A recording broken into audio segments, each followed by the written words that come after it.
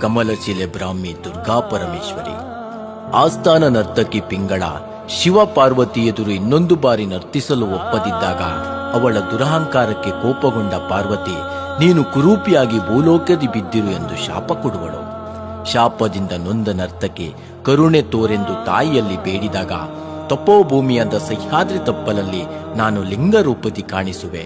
ಅದಾದ ಮೇಲೆ ನೀನು ಮಥುರೆಗೆ ತೆರಳಿ ಶ್ರೀಕೃಷ್ಣನ ಪುಣ್ಯ ಭೂಮಿ ಪಾದಸ್ಪರ್ಶದಿಂದ ಶಾಪ ವಿಮೋಚನೆಯಾಗುತ್ತದೆ ಅಂದಳು.